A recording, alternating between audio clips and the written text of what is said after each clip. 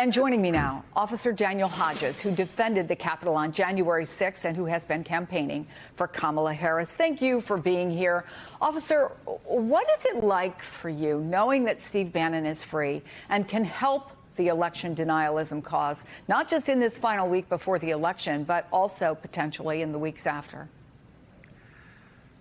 Honestly, I don't give much of a thought to Steve Bannon.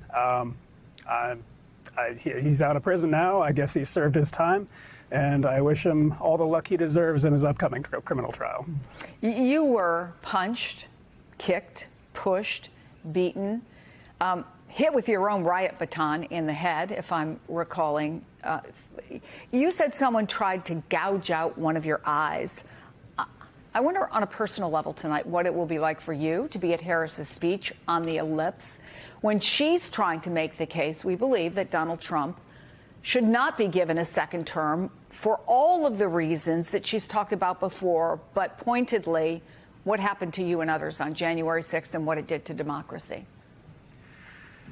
Yeah, there's obviously going to be a lot of mixed emotions tied to it. The last rally I worked there obviously did not go very well.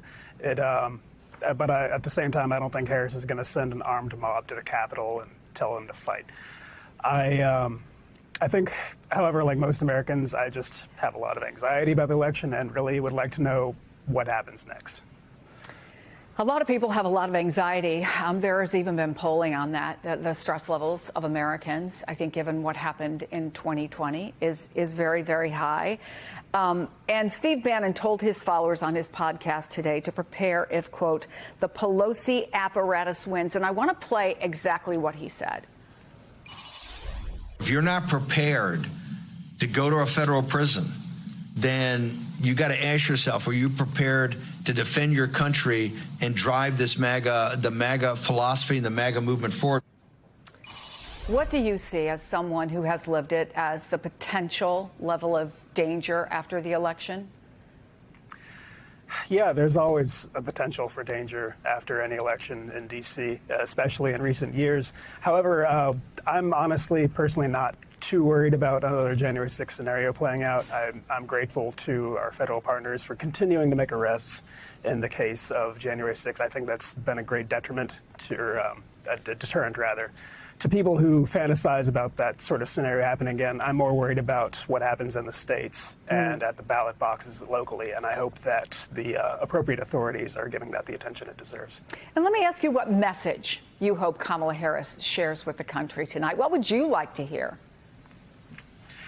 I think Kamala Harris knows what she's doing, and I think that's the message that she should be giving people, that she's been part of an administration that elevated our economy to new heights, that she is for the Constitution, that she is pro-democracy, and that her opponent isn't. It's really, there's so many other issues that she is superior in, but when you get down to it, preserving the republic is so much more vital than anything else. And I hope that people are able to see that issue for what it is. Daniel Hodges, thank you so much for coming on this program, and thank you for the work you do. Appreciate it.